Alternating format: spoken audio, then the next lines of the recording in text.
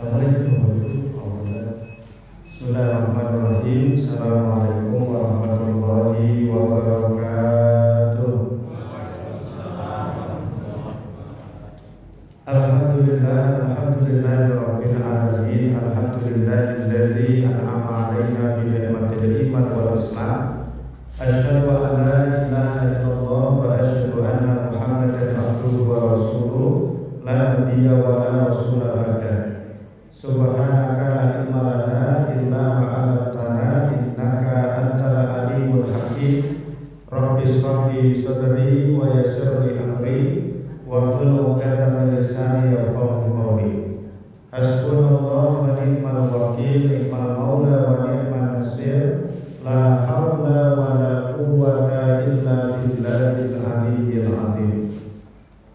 Qala ta'ala a'udzu billahi minasy syaithanir rajim. Bismillahirrahmanirrahim.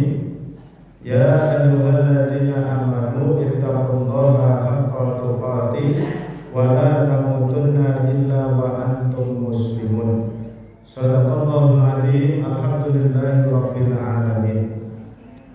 Bapak Ibu jemaah pengajian rutin yang berbahagia, alhamdulillahirabbil alamin, kita bersyukur pada Allah Subhanahu wa taala. Semangatnya la in syakartum la azidannakum wa la in kafartum inna adzabi lasyadid. Barang siapa bersyukur kepada Allah Subhanahu wa taala, maka insyaallah nikmatnya akan senantiasa bertambah. Amin ya rabbal alamin. Dan barang siapa kufur, sungguh azab Allah itu teramat pedih. Sebenarnya ungkapan ini sebagai ancaman buat kita Bapak Ibu. Awas ya kalau tidak bersyukur, awas ya kalau kufur, maka sungguh saya akan menimpakan kepada kalian dengan azab yang pedih. Maka Ibu Bapak jemaah yang berbahagia, dengan kita bersyukur pada Allah, artinya kita terhindar dari kekufuran, sehingga insyaallah juga terhindar dari segala bala dan musibah. Amin ya rabbal alamin.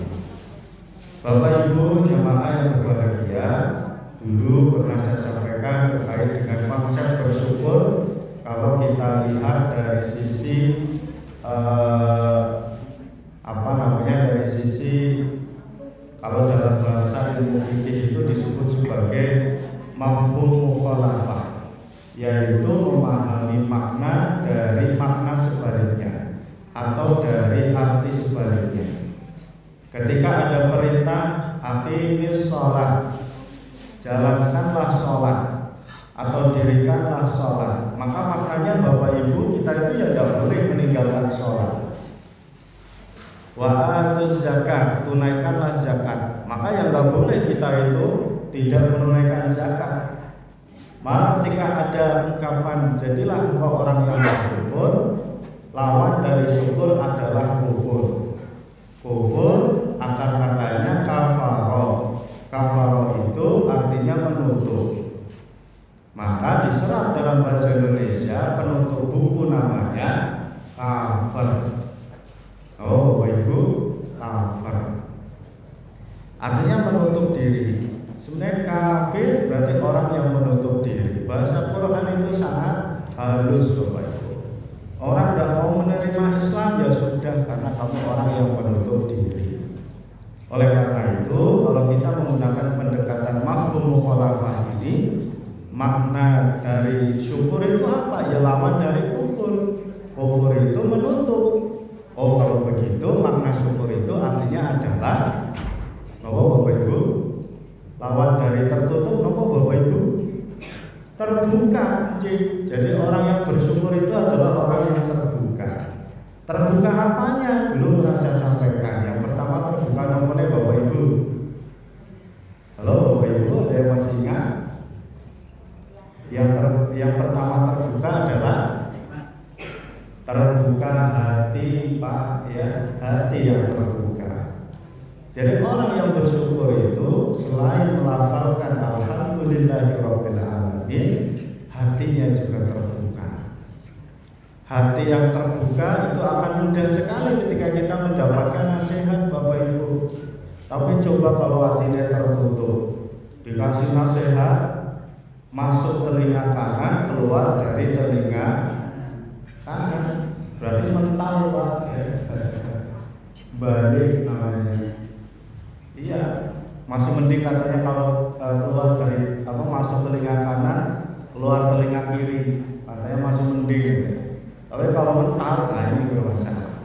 Maka salah satu wujud dari rasa syukur kita adalah keterbukaan. Terbuka pertama adalah hati yang terbuka. Kalau hati terbuka, ada nasihat dari orang tua kita, insya Allah akan merasa. Ada nasihat dari guru-guru kita, insya Allah akan mudah diterima. Ketika ada nasihat bahkan dari anak kecil sekalipun memberikan nasihat kepada kita meskipun kita sudah sepuh misalnya, tapi ketika itu adalah kebaikan disertai dengan keterbukaan hati sebagai wujud dari rasa syukur, insya Allah itu nasihat akan begitu meresap dalam hati Bapak. Yang pertama adalah hati yang terbuka. Yang kedua, Bapak Malik, Bapak Ibu yang terbuka dulu.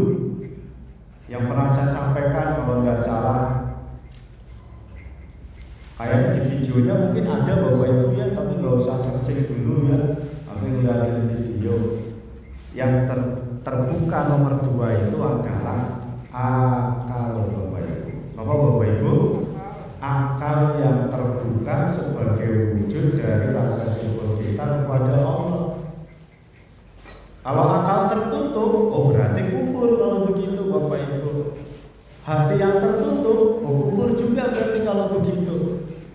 Maka wujud dari rasa syukur kita juga adalah akal yang terbuka. Akal yang terbuka ini sebagai wujud dari kita berilmu Bapak Ibu. Kan bahwa kita itu tiap hari Allahumma arinal haqqa haqqan warzuqna tinaba wa arinal batila batila warzuqna tinaba. Nah, jadi yang bisa membedakan al-haq adalah al-haq, al-batil adalah al-batil, itu ya ketika akal ini terbuka.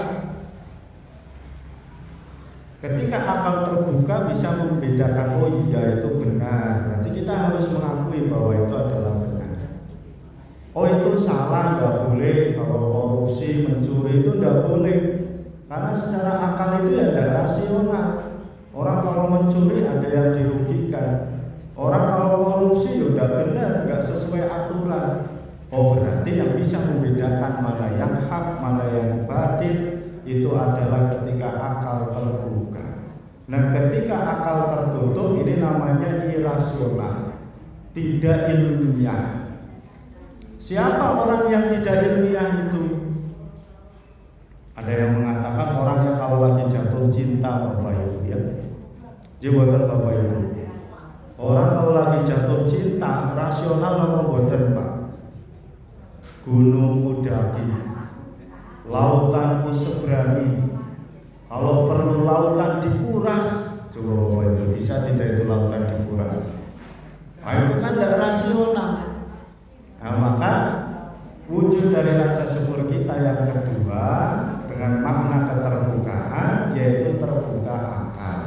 Karena ketika akal terbuka, insya Allah bisa mendapatkan ilmu, pengetahuan, bisa membedakan mana yang al-haq adalah al-haq, kemudian kita kerjakan, yang batil adalah batil untuk kita tinggalkan.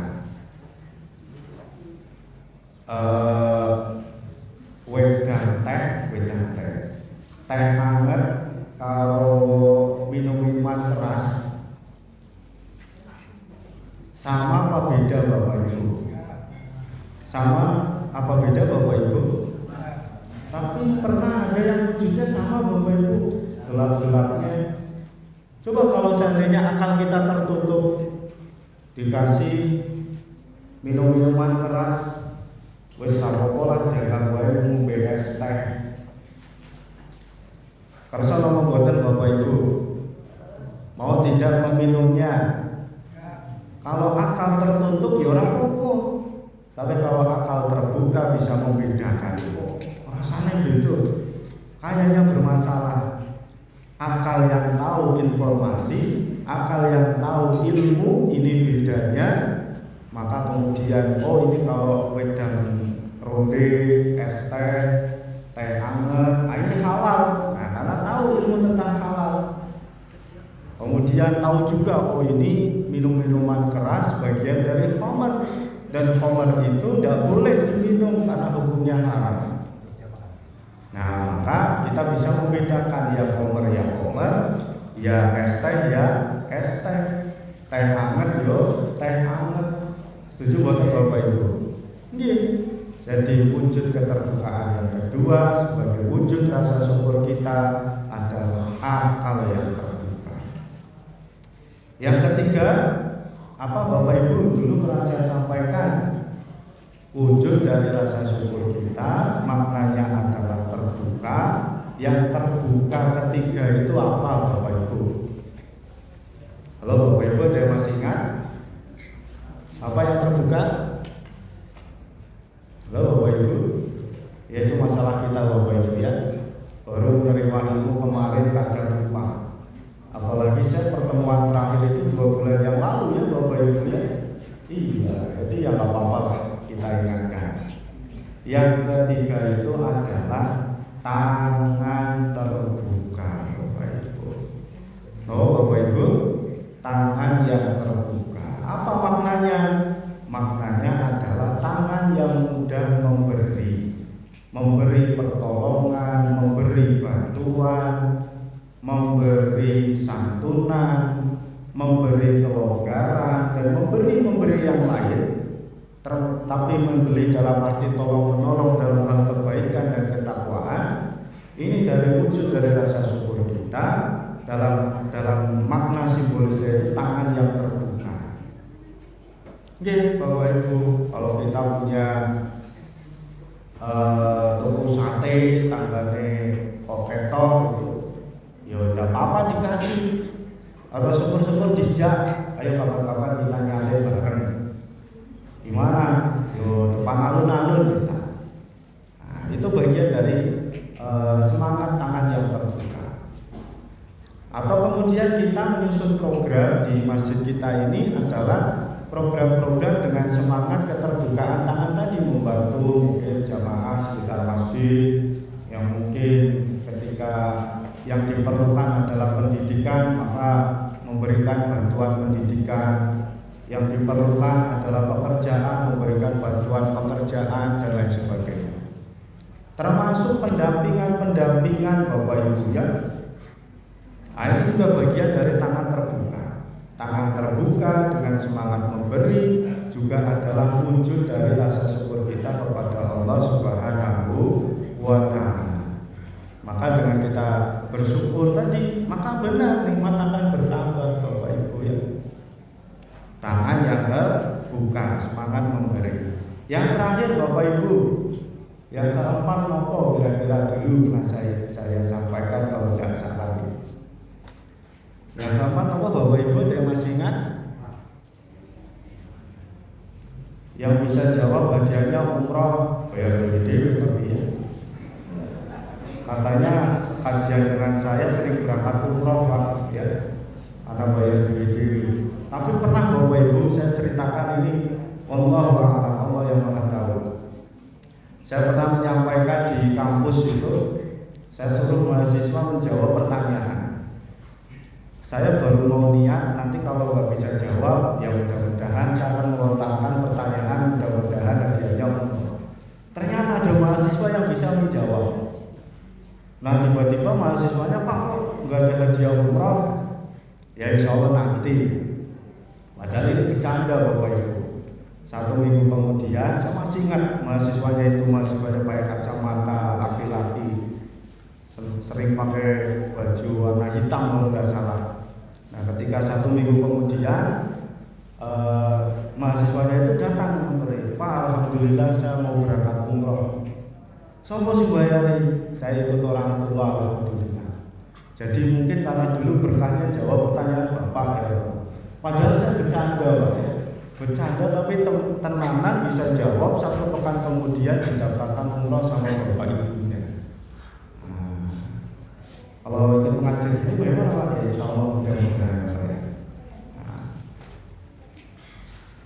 sampai yang keempat Bapak Ibu, tadi belum terjawab. Yang keempat apa wujud keterbukaan Bapak Ibu? Ada yang masih ingat? Mudah-mudahan nanti dapat umroh. Yaitu mata yang terbuka. Apalagi kalau pengajian mata tertutup, maknanya apa Bapak Ibu? Ya maknanya wassalam. Pengajian yang diingat cuma salam pembukaan sama salam penutupan katanya. Nah itu. Termasuk ada jamaah, mungkin Bapak Ibu sudah pernah mendengar ya. Ada jamaah sholat Jumat, tiba-tiba selesai sholat Jumat muring-muring. Muring-muring itu apa ya? Marah-marah, nesu-nesu gara-gara katanya masjidnya ini masjid bid'ah katanya. Loh kok iso? Karena sholat Jumat adzan sih adzan, tapi langsung sholat katanya, gak ada yang ceramah. Loh kok iso? Iya, karena dia tidur Pak. Tahunya pas waktu adzan sama pas waktu sholat, dikiranya gak ada ceramahnya. Nah itu Bapak Ibu ya. Nah ini makna bercandanya Bapak Ibu ya. Kalau seterusnya bagaimana? Ya dengan mata terbuka kita akan bisa melihat begitu banyak informasi. Kita bisa menghadirkan kepekaan di dalam diri kita, melihat realitas-realitas terkait dengan kemanusiaan, sehingga kita hati punya kepekaan, sehingga kita akan tergerak untuk melakukan sesuatu. Ketika kita melihat realitas di alam misalnya, alam yang rusak, kenapa alam ini rusak? Kenapa realitas alam ini seperti ini? Maka bisa menjadikan referensi, masukan buat kita untuk melakukan perbaikan. Maka dengan mata terbuka ini maknanya Bapak Ibu, kita bisa menyadari keadaan di sekitar kita dan kita bisa menyikapi dengan cara yang sebaik-baiknya. Kalau kita mengutip dalam Al-Quran, siru fil ardi fanzur kaifa kana akibatul mukadzibin. Lakukanlah perjalanan dan amatilah sekitar kalian supaya kalian bisa mendapatkan pelajaran dari orang-orang terdahulu yang terazab. Dan banyak sekali ayat yang lain menggunakan istilah yang sama, siru fil ardi fanzuru kaifa. Lakukanlah perjalanan, lakukanlah pengamatan. Nah pengamatan itu disimbolkan yaitu dengan penglihatan dengan mata kita. Setuju buatan Bapak Ibu? Ya. Jadi sebelum kita melakukan pengamatan, ada siru fil ardi, kita disuruh melakukan perjalanan rihlah di muka bumi. Kemarin di Masjid Fathur Rahman Minjetis itu saya ditugasi untuk mengkaji tentang sirah nabawiyah. Kalau kita kaji sirah nabawiyah hanya dikaji, dibaca, itu kurang mengena Bapak Ibu. Karena pendekatan Al-Quran bicara tentang kisah atau cerita atau sejarah. Inna fi qasasihim ibratun. Bicara kisah, bicara sejarah itu adalah ibrah. Nah kalau bicara kisah, bicara sirah, ya tadi harus melakukan perjalanan. Maka kalau bisa, kalau kita mau belajar sejarah itu langsung kepada tempat-tempat bersejarah Bapak Ibu.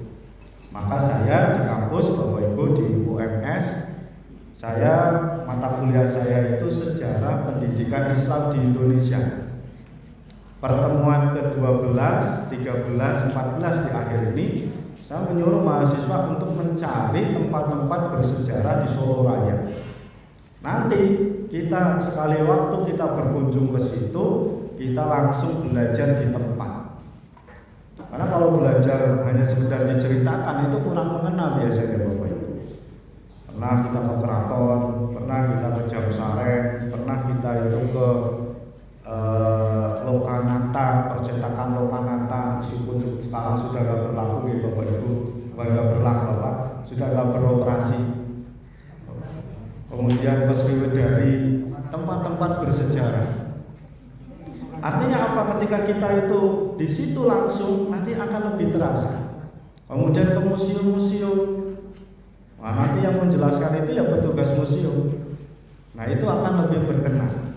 Seperti Bapak Ibu ketika haji dan umroh, maupun dulu ketika haji dan umroh kan ada kegiatan wisata sejarah. Di buatan Bapak Ibu, Bukit Uhud atau Gunung Uhud diceritakan di situ. Dulu Rasulullah di sini ketika pasukan dari Rasulullah dikalahkan misalnya. Kemudian ke Masjid Kuba, inilah masjid yang pertama kali dibangun Rasulullah. Orang Indonesia itu senang Bapak Ibu, karena di Mekah itu di situ tertulis ada 3 tulisan, bahasa Arab, bahasa Inggris, sama bahasa Indonesia. Jamaah umrah Indonesia ini senang dan bangga, wah berarti orang Indonesia ini keren ini, bahasanya diakui, bahasa Indonesia diakui di Arab sana. Ketika Bapak Ibu ngatain, ketika di Masjid Kuba kan ada bahasa Indonesia, bahasa Arab, bahasa Inggris, bahasa Arab, sama bahasa Indonesia. Masjid Qiblatain, juga sama, diberikan keterangan di situ. Dulu Rasulullah pertama kali menerima wahyu untuk mengubah kiblat sholat di masjid ini, dan lain sebagainya. Nah, ketika diterangkan dan di tempatnya langsung, wah itu lebih mengena Bapak Ibu. Orang Indonesia bangga, salah satunya ketika nama bahasa Indonesia dipakai. Tapi saya pernah mendapat bocoran, sebenarnya itu bukan masalah bangga dan tidak, tapi saking bodohnya orang Indonesia katanya Pak ya. Dikasih bahasa Arab nggak ngerti, dikasih bahasa Inggris nggak paham, akhirnya ditulis sama bahasa Indonesia. Karena saking banyaknya jamaah Indonesia Bapak Ibu. Saya baru tahu ternyata Pak, pas waktu itu bangga ternyata ternyata itu tuh alasannya. Bapak Ibu jamaah yang berbahagia, jadi semangat kita itu tadi berkelana, kemudian melihat sejarah, kemudian belajar dari peninggalan-peninggalan masa lalu, untuk kemudian kita ambil hikmah dan pelajaran. Disyaratkan sebagai wujud dari rasa syukur kita, yaitu dengan kita membuka mata tadi Bapak Ibu. Ada lagi tidak Bapak Ibu? Nanti Bapak Ibu kalau misalnya menemukan silahkan ya Bapak Ibu ya. Ada lagi Ustaz membuka apa gitu misalnya. Kemarin ada yang usul ibu-ibu pengajian di Puncak Sawijana, bagaimana kalau membuka dompet Ustaz? Nah ini beda lain cerita. Nanti di rumah saja sama suami atau istri masing-masing. Nah, ini Bapak Ibu. Bapak Ibu jamaah yang berbahagia, di kesempatan yang sangat baik ini kita juga jangan sampai lupa ya. Ternyata ini baru pembukaan Bapak Ibu ya. Baru pembukaan sudah lama. Kita juga jangan sampai lupa sampaikan salawat salam kita kepada baginda Rasul Nabi Muhammad Sallallahu Alaihi Wasallam. Dialah teladan bagi kita semua, contoh terbaik bagi kita semua. Dulu juga saya pernah menyampaikan bahwa kenapa sih kita itu kesulitan dalam menghadapi persoalan hidup Bapak Ibu. Kita analogikan saja kalau seandainya kita sebagai seorang siswa SMA atau SMP atau SD, dulu Bapak Ibu juga pernah merasakan hal-hal seperti itu. Bapak Ibu guru kita di depan sudah memberikan contoh pelajaran matematika misalnya. Kalau 1 tambah 1 sama dengan 2 itu mah gampang. Tapi kalau sudah perkalian tingkat 3, kemudian perpangkatan, wah ini nggak main-main. Tapi kalau kita memperhatikan Bapak Ibu guru kita mengerjakan dari langkah pertama, langkah kedua, sampai menghasilkan hasilnya, maka kita akan tahu, oh begitu toh caranya. Ketika Bapak Ibu guru kita memberikan soal, kita yang nggak kesulitan, sudah tahu caranya begini begitu. Sama ketika kita bawa dalam kehidupan, hidup kita itu penuh dengan persoalan. Hidup kita itu penuh dengan masalah-masalah yang harus kita selesaikan. Ya buatan Bapak Ibu. Bapak Ibu punya masalah apa boten? Kalau nggak punya masalah, nah itu masalahnya berarti Bapak Ibu ya. Nah itu. Ya, jadi kita itu hidup penuh dengan masalah, hidup penuh dengan persoalan, masalah harus diselesaikan, persoalan harus dijawab. Ada yang kesulitan menjawab, ada yang mudah menjawab. Sebenarnya persoalan itu gampang atau susah itu letaknya di mana Bapak Ibu? Halo Bapak Ibu, persoalan itu menjadi gampang atau susah itu letaknya di mana? Kata kuncinya di mana? Di pribadi. Kayaknya kurang tepat Pak. Kira-kira apa Bapak Ibu ngomong? Halo? Napa Bu? Biasa. Rasa. Waduh, ini kalau ibu-ibu semuanya dirasakan ya Pak. Padahal belum dikerjakan, rasanya rapena ini rasido ya. Arah pengajian rapena ini, kayak nanti ustadznya terlalu panjang ini. Sopo sih Ustaz Jarti pakai rasido ya. Ya Bapak Ibu ya. Apa masalahnya? Masalahnya itu tahu dan tidak tahu Bapak Ibu. 1 tambah 1 sama dengan 2. Karena tahu. Tapi kalau tidak tahu 1 tambah 1 ya piro ya. Orang ngerti Bapak Ibu. Ya. Jadi ternyata masalah persoalan itu gampang atau susah. Kata kuncinya itu hanya masalah tahu dan tidak tahu. Orang tahu dan tidak tahu kata kuncinya yaitu sinau Bapak Ibu. Sinau itu bahasa lainnya adalah belajar. Ya tadi, maka ketika ada seorang siswa, oh tahu cara mengerjakannya begini. Ketika Bu Guru atau Pak Guru kita memberikan soal, oh begini yo gampang. Tapi kalau yang tadi pas waktu diterangkan ngantuk, dikei soal, kira-kira bisa mengerjakan apa mboten Bapak Ibu? Iya, tidak bisa pasti. Dalam kehidupan juga sama. Ketika kita itu dihadapkan dengan beragam persoalan hidup, ada yang lempeng, enak menjalani hidup, tenang. Orang lain kanan kiri mencaci, memaki, menghina, memfitnah, tapi lempeng, enak, tenang, diselesaikan dengan baik karena tahu ilmunya Bapak Ibu. Tapi ada yang modelnya padahal cuma masalah kecil, masalah apa ya yang kecil itu, panu atau jerawat misalnya Bapak Ibu ya. Itu ada yang menderitanya setengah mati Bapak Ibu. Ya Allah jerawat. Nah misalnya Bapak Ibu ya. Ini saya menelipkan ibu-ibu misalnya ya Pak ya. Hanya masalah jerawat kecil di muka kita aja bisa jadi masalah yang begitu luar biasa. Tapi kalau yang sudah lempeng, udahlah santai, tenang, ingat Allah, semuanya takdir Allah, semuanya pasti baik, prasangkanya selalu baik, enak, tenang. Bahkan untuk persoalan yang sangat besar sekalipun Bapak Ibu. Ya. Dulu saya punya teman itu kehilangan sendal Bapak Ibu. Kehilangan sendal 7 hari 7 malam gak mau tidur. Ada dulu cerita teman itu gara-gara timnas kalah 1 bulan gak bisa tidur Bapak Ibu. Masa cuma masalah timnas kalah, makan ratu hujan Bapak Ibu ya. Apalagi sekarang musim Piala Dunia Bapak Ibu ya. Kalau sekarang Piala Dunianya siang ya Bapak Ibu ya. Mulai jam 8, mulai jam 11 siang. Nah ini ujian tenanan ini. Milih kerja penonton sepak bola. Nah, jadi sudahlah, bismillah kita kalau tahu insya Allah bahkan untuk masalah yang besar tidak menjadi masalah yang berarti. Syaratnya apa? Syaratnya tahu. Dari mana kita tahu? Dari belajar. Belajar dari siapa? Belajar dari Rasulullah Shallallahu Alaihi Wasallam. Contoh teladan terbaik, suri teladan terbaik buat kita. Rasulullah persoalannya luar biasa Bapak Ibu. Masalah dakwah saja luar biasa.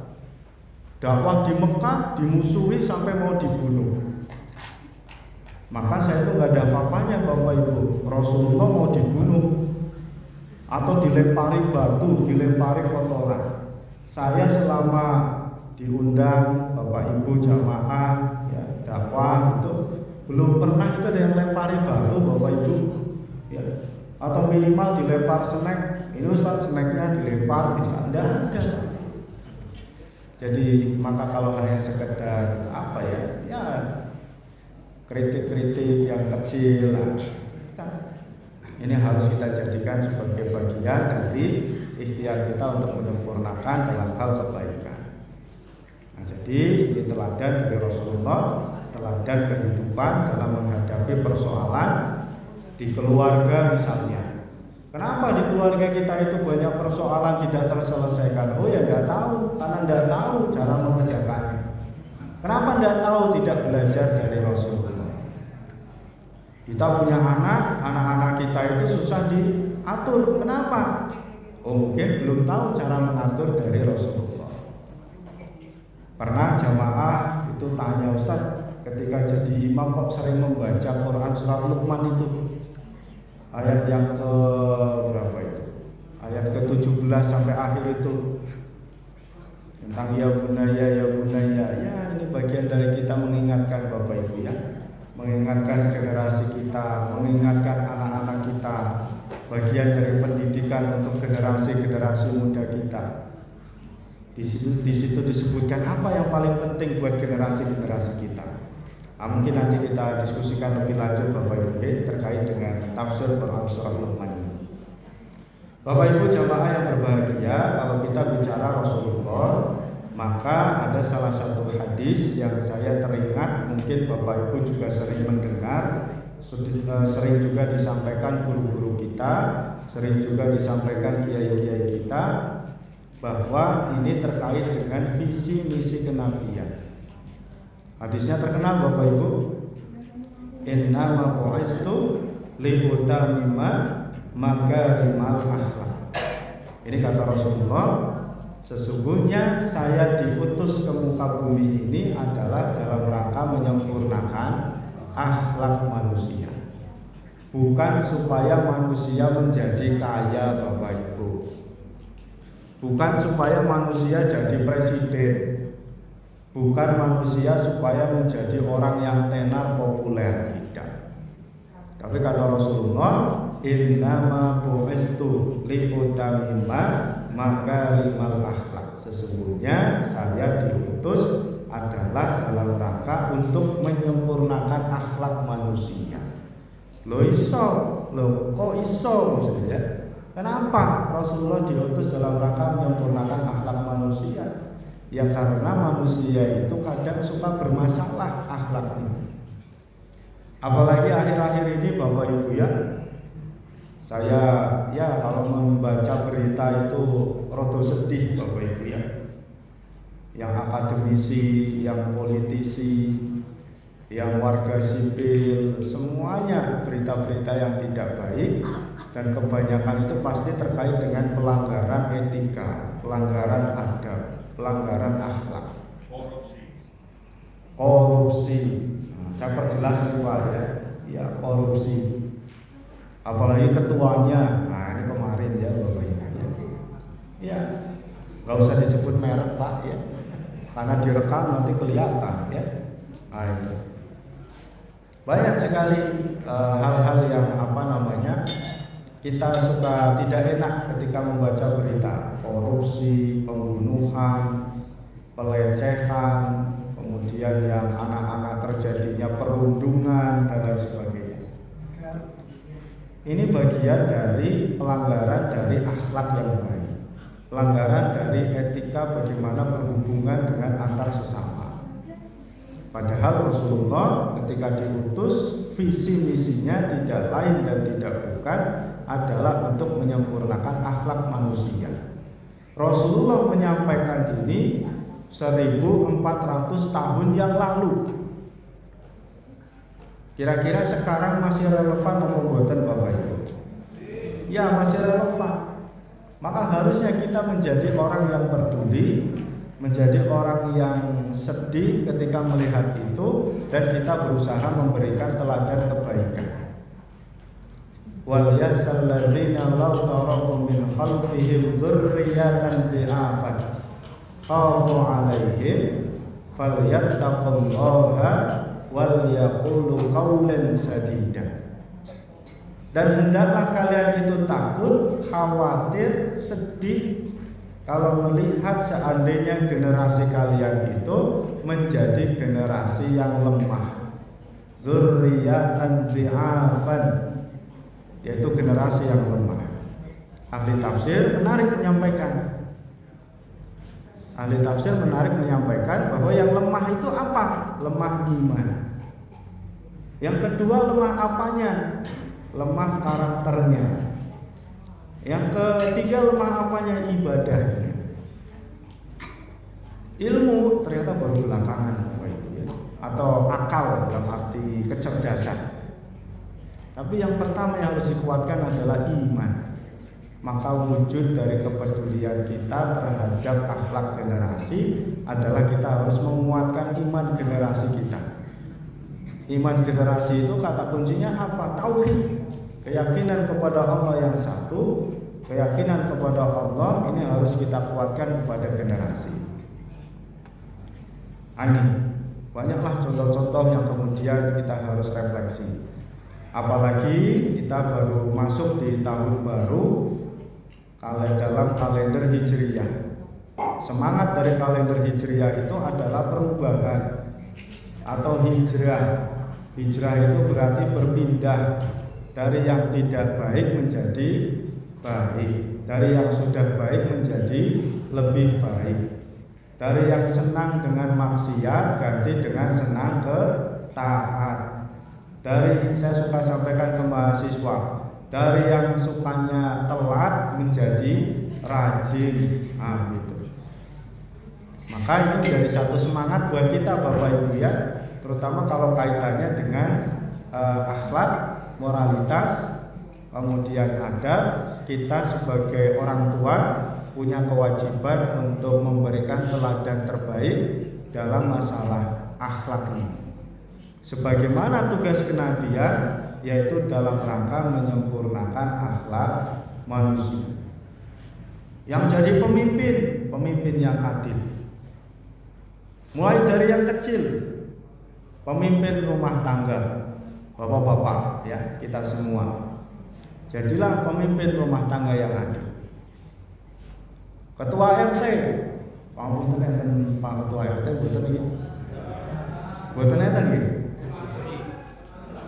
Oke, Pak RT pangapunten nggih. Jadilah Pak RT yang adil. Gitu. Pak RW. Pak RW enten nggih. Alhamdulillah. Pak RW juga Pak RW yang adil. Pak RW yang baik. Jadi teladan akhlak etika yang baik. Ketua takmir masjid, pangapunten Pak Takmir enten nggih. Pak Takmir juga datang. Maka ini juga menjadi teladan kebaikan. Kita semua, nanti yang RW Pak RW, atasnya Pak RW berarti Pak Lurah. Pak Lurah enten mboten nggih. Mboten salah. Pak Lurah juga jadi teladan akhlak etika yang baik. Pak Lurah, Pak Camat. Pak Camat, Pak Sopo. Atasnya camat apa Pak? Bupati, betul. Atasnya bupati, gubernur. Coba Bapak, cek. Kita lanjutkan Bapak Ibu. Atasnya bupati, gubernur. Atasnya gubernur, presiden. Bayangkan Bapak Ibu. Ya, kalau semua pemimpin-pemimpinnya adil, pemimpin yang mencontoh kebaikan, maka insya Allah rakyatnya juga akan mencontoh kebaikan. Ada satu kisah Presiden Uruguay. Presiden Budi Bapak Ibu, Uruguay. Dulu ada seorang presiden namanya siapa? Jorge Musita kalau nggak salah. Dia itu presiden yang sederhana, mengambil gaji, padahal gajinya itu kalau nggak salah 250 juta, tapi cuma diambil 5 juta. Nah, sisanya di mana? Sisanya diberikan ke masyarakat, untuk diberikan ke masyarakat yang membutuhkan, sampai kemudian tingkat kemiskinan itu menurun dari kurang lebih 40-30 ini menurun tinggal 11%. Gara-gara pemimpinnya itu mencerminkan keteladanan, akhlak yang baik, yaitu kesederhanaan. Kemudian ketika dia menerima gaji tidak kemudian dimakan sendiri. Beda dengan di suatu negeri antah baratah ya Bapak Ibu ya, yang sudah gajinya 250 juta masih saja korupsi. Korupsi aja 230 triliun ya Bapak Ibu, itu bayangkan uang 230 triliun nek tuku menduan berapa ya Bapak Ibu ya? Atau nggak tuku dawet ayu, wah itu Indonesia bisa tenggelam dengan dawet. Kalau makanan Sukoharjo ya apa Pak? Makanya nggak ada ini makanan khas Sukoharjo ya Bapak Ibu ya. Saya ingatnya mendoan sama dawet ayu nih Bapak Ibu ya. Kalau buat beli bakso atau soto, wah kita bisa tenggelam makan soto Bapak Ibu ya. Nah maka ini keteladanan kita Bapak Ibu. Tapi kalau kita tarik lebih jauh lagi, ada seorang khalifah yang hidupnya sederhana, yang semua masyarakatnya tidak mau menerima zakat, infak, sedekah, malah justru pemimpinnya yang seharusnya menerima zakat, infak, sedekah tapi menolaknya. Masih ingat Khalifah Sinten Bapak Ibu? Khalifah Umar bin Abdul Aziz. Mudah-mudahan bisa dapat hadiah umroh Pak ya di luar ya, amin. Ya. Namanya Khalifah Umar bin Abdul Aziz. Dia menunjukkan hidup yang sederhana, hidup yang baik, kemudian tidak gila harta dan lain sebagainya. Justru gajinya itu diberikan kepada fakir dan miskin. Termasuk kalau kita tarik lagi sampai zaman sahabat Rasul, ada salah seorang sahabat namanya Umar juga, Umar bin Khattab, yang dia itu setiap malam inspeksi. Jangan-jangan ada rakyatnya itu yang nggak makan. Ternyata betul ada di suatu rumah anaknya itu nangis terus, ini ngopo anak kok nangis terus. Ternyata ini sudah masih ingat ya Bapak Ibu cerita tentang ini. Seorang ibu anaknya nangis terus. Ternyata kelaparan. Saking laparnya karena nggak punya yang dimakan. Padahal dia sedang memasak. Ternyata yang dimasak itu adalah batu Bapak Ibu. Sampai kemudian itu ibunya itu nyala-nyalain. Iki pemimpin ra bener. Umar itu jadi pemimpin ra memperhatikan rakyatnya. Masih ada rakyatnya yang kemiskinan begini, masih dia sedang enak-enakan nyenyak tidur. Tahu begitu, langsung diambilkan bahan-bahan makanan dan dimasak sendiri, kemudian sampai kenyang dan lain sebagainya. Mudah-mudahan negeri kami ini seharusnya kamu yang lebih tepat menjadi pemimpin. Dan ibu itu tidak tahu kalau ternyata di situ pemimpinnya adalah, atau yang sedang memasakkan itu adalah Umar bin Khattab. Kalau sekarang kan sudah viral kemana-mana ya Bapak Ibu, dipoto cekrek-cekrek, masuk gorong-gorong, viral yang dinding ya Bapak Ibu. Nah, maka ini kita membutuhkan teladan. Nah, teladan yang baik, teladan buat kita semua. Bapak Ibu jamaah yang berbahagia, padahal saya belum masuk yang ingin saya sampaikan sebenarnya Pak ya. Tapi kayaknya sudah rada suwe Bapak Ibu. Lanjut nopo selesai nih Bapak Ibu? Sampun nopo lanjut nih Bapak Ibu? Sambung nggih. Nggih Bapak Ibu. Padahal ini belum masuk nih. Saya ingin melanjutkan doa yang kemarin saya sampaikan yang diajarkan oleh Rasulullah Shallallahu Alaihi Wasallam. Jadi sebenarnya bagian yang pertama tadi saya mengingatkan Bapak Ibu dan mengingatkan saya sendiri, termasuk kita juga menyikapi realitas kondisi hari ini, Mari kita harus menguatkan iman, akidah, yakin pada Allah. Termasuk kemarin saya ngobrol-ngobrol dengan teman-teman dosen itu terkait dengan dolar naik, dolar naik. Kira-kira rezeki Allah tergantung dolar apa mboten Bapak Ibu? Ya, rezeki Allah tidak tergantung dengan dolar naik atau turun. Karena yang penting ketika kita makan, ya makan yang kita makan. Ketika kita sehat, yang sehat ini tidak dihitung dolar. Sehat inilah yang harus kita syukuri. Sehat inilah yang harus kita jadikan sebagai sarana untuk beramal soleh. Nah, itulah sebenarnya kata kuncinya. Maka dolar naik itu kita perlu menderita atau tidak Bapak Ibu? Perlu sedih atau tidak Bapak Ibu? Ya kalau prihatin boleh, tapi nggak usah sampai lebih-lebih amat lah ya Bapak Ibu ya. Ya, wah sampai 18.000 kemarin. Nah, katanya. Karena kemarin di kita itu mau ada program mobility program ke Malaysia. Mereka menghitung pakai ringgit, kita menghitung pakai rupiah. Dolar naik, akhirnya jadi mahal. Harusnya hanya 1.000 ringgit itu berapa ya? 1 juta sekian. Nah, kemarin pas waktu 18.000 jadi 2 juta sekian Pak. Nah itu jadi ya memang ini bagian dari dinamika.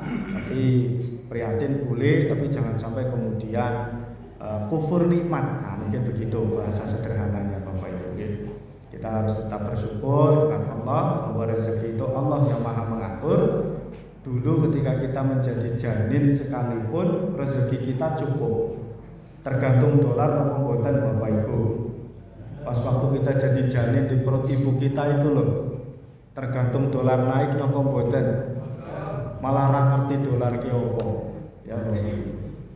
Maka ini menjadi satu mengembalikan kita untuk satu mengingat Allah bahwa segala sesuatunya itu kembalikan ke Allah.